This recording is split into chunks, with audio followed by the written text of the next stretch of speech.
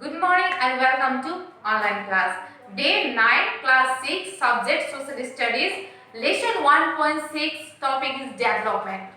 Development of education. Yes, education is one of the most important infrastructures.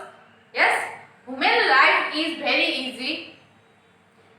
Educated people provides provides to society many knowledge, many skill, many training and awareness. And actually, what is the meaning of education? Education भनेको के हो त? Listen here. Today we will study about education and its importance. Education भनेको के हो त? यसको महत्व के छ? यसको महत्व के हो त? Yes. Education is a training process in which a learner acquires a new knowledge, develops skills and builds positive attitude for happy and successful life. Education means training process in which learner acquires new knowledge. Education भनेको के हो त? एउटा training process हो जहाँ चाहिँ व्यक्तिले चाहिँ के गर्छ त? नयाँ चीज लर्न गर्छ.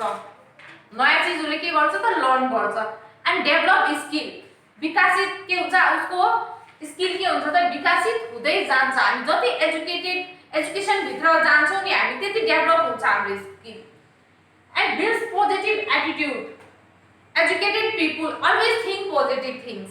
Always think positive things because he is educated. He or she is educated. He never thinks negative. उले कहिले नराम्रो सोच्दैन. उले राम्रो सोच्छ अगाडि डेभलप कसरी हुने यो चीज मात्र सोचिरहेको हुन्छ.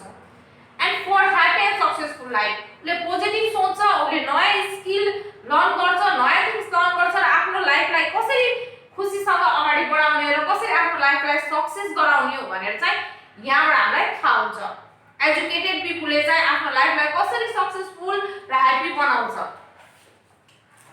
By thinking positive. Yes, and education is one of the most important infrastructure for development. It is a medium to raise social awareness. यो एउटा मिडियम हो, माध्यम हो सोशल अवेयरनेस दिनको लागि. सोसाइटीमा कुनै नराम्रो काम भइरहेको छ भने त्यहाँ कुनै नेगेटिभ पोइन्ट छ भने चाहिँ एजुकेटेड पिपुलले चाहिँ त्यो हटाउने काम गर्छ, अवेयरनेस दिने काम गर्छ. यस, and it brings about improvement in the living standard of people. र एजुकेसनले के पनि हामीमा चेन्ज ल्याउँछ त? हाम्रो लिभिङ स्ट्यान्डर्ड चेन्ज गर्छ. यसले हाउ कसरी त भन्दाखेरि चाहिँ we are educated. Yes, we do job and we earn income. हामीले इन्कम लिएर आउँछ, हामी कमाउँछ, हामीसँग पैसा हुन्छ. पैसा आएपछि हाम्रो लिभिङ स्ट्यान्डर्ड के हुन्छ त? चेन्ज हुन्छ. यस, it enables people to get employment and to increase the income. हामी इम्प्लोयमेन्टमा बिजी हुन्छौँ र त्यहाँबाट हामीले इन्कम पाउँछौँ र त्यो इन्कमले गर्दा हाम्रो लिभिङ के हुन्छ त? स्ट्यान्डर्ड चेन्ज हुन्छ, हाम्रो लाइफै चेन्ज हुन्छ. यस, we get success, we get happy, and education play very important role in our life. Yes, and what is the importance of education? Education को महत्व के हो त? यो किन यति इम्पोर्टेन्ट छ हाम्रो लाइफमा? यस, education drives ignorance away and make people wise, skillful, knowledge and positive. यसले के गर्छ त भन्दाखेरि चाहिँ यसले चाहिँ हामीलाई पोजिटिभ नलेजहरु दिने काम गर्छ. यसले चाहिँ हामीलाई राम्रो बाटो देखाउँछ, नराम्रोलाई इग्नोर गरेर हामीलाई यसले सिधा बाटो देखाउँछ, राम्रो बाटो देखाउँछ. It gives us knowledge, provide knowledge for our successful life. Yes, it prepares the trained and skillful manpower such as doctor, mechanics, engineers, administrators, teacher, lawyer, pilot, officer, businessman, etc. एजुकेशनले सबभन्दा इम्पोर्टेन्ट रोल के गर्छ त भन्दाखेरि it prepares the trained and skillful people like doctor, engineer, lawyer, pilots, teachers. yes, यो सबै कहाँबाट हुन्छ त? एजुकेशनले दिने काम गर्छ, एजुकेशनले प्रिपेयर गर्ने काम गर्छ. I am a teacher. Yes, कसरी भए त म भन्दाखेरि एउटा एजुकेशनको हेल्पले मैले एजुकेशन लिए. एजुकेशन पछि म यति प्रिपेयर भए, यति प्रिपेयर बनाए मलाई एजुकेशनले कि today I am standing in front of you as a teacher. म आज हजुरहरुको सामु उभिएको छु एज अ टिचर. एजुकेसनले चाहिँ टिचर, डक्टर, यस पाइलट यो सबै प्रिपेयर गर्ने काम गर्छ। So it is very important in our life. त्यही भएर एजुकेसन चाहिँ हाम्रो लाइफमा एकदमै महत्त्व छ यसको। For the overall development of nation, if a country has sufficient manpower, it can develop well. यदि हाम्रो कन्ट्रीमा सफिसिएन्ट पिपुलहरु एकदमै वेल एजुकेटेड पिपुलहरु छन् भने हाम्रो कन्ट्री के हुन्छ त एकदमै फास्ट डेभलप हुन्छ एन्ड वेल डेभलप हुन्छ। यस, फर एक्जाम्पल युरोपियन कन्ट्री हेर्नुस् त, उनीहरु कति एजुकेटेड छ र तिनीहरुको कन्ट्री चाहिँ एकदमै के छ डेभलप छ। But we are developing country. अहिले पनि हाम्रो कन्ट्रीमा चाहिँ कहीं न कहीं चाहिँ एजुकेसनको के छ त कमी छ। यस, education brings about intellectual, social and moral change in every individual. यसले चाहिँ एजुकेसनले चाहिँ हामी हरेक व्यक्तिमा एउटा सोशल चेन्ज, एउटा इन्डिभिजुअली चेन्ज लिएर आउँछ। हामी एजुकेटेड छौं भने हाम्रो सोसाइटीमा बिहेभ गर्ने तरिका पनि के हुन्छ त फरक हुन्छ। We behave positively, we talk politely in our society. Yes, it also raises social awareness to avoid social evils. जति पनि यो समाजमा नराम्रो घटनाहरू घटिरहेका छन् यसमा पनि अवेयरनेस प्रोवाइड गर्ने काम कसले गर्छ त एजुकेसनले। कसले गर्ने गर्छ त एजुकेसनले। Nepal is a developing country. Nepal के हो त एउटा अघि पनि हजुरलाई मैले भनिसके Nepal is a developing country.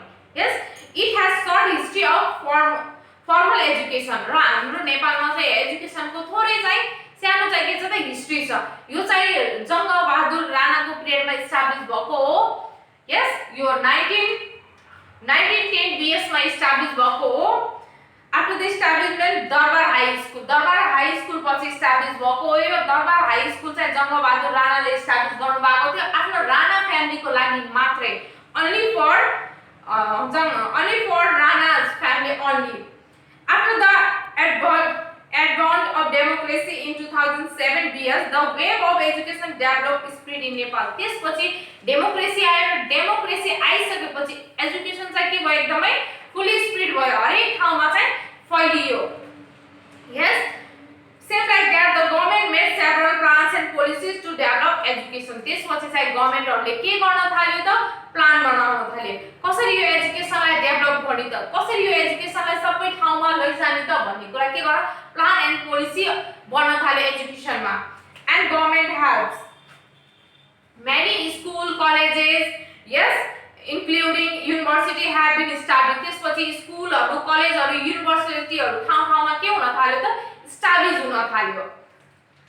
And the government's education policy with the motto education for all. त्यसपछि गभर्नमेन्टले चाहिँ एउटा मोटोले एउटा गोल एचिभ गरेर के भने त एजुकेसन फर अल, सबैको लागि एजुकेसन हुनु पर्छ भन्ने उले चाहिँ एउटा स्टेटमेन्ट बनायो। यस, एउटा चाहिँ सानो मोटो राख्यो कि अब एजुकेसन फर अल हामीले गर्नुपर्छ र ठाउँ-ठाउँमा स्कुल, युनिभर्सिटीज, कलेज सबै ओपन गर्नुपर्छ, सबले यो फ्यासिलिटी पाउनुपर्छ भनेर चाहिँ हामीलाई गभर्नमेन्टले, सरकारले चाहिँ हामीले दिनुभयो। अहिले each and every district we have school, college, university, yes,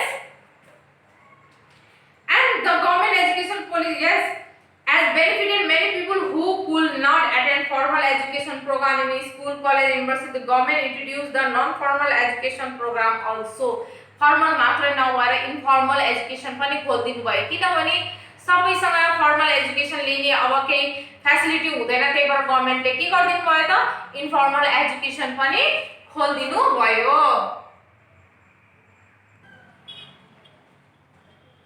Okay, today we study about education and it's important, yes, and tomorrow next class I will teach you about that education sector, informal education, about child education, women education. This all I will tell you in next class, yes.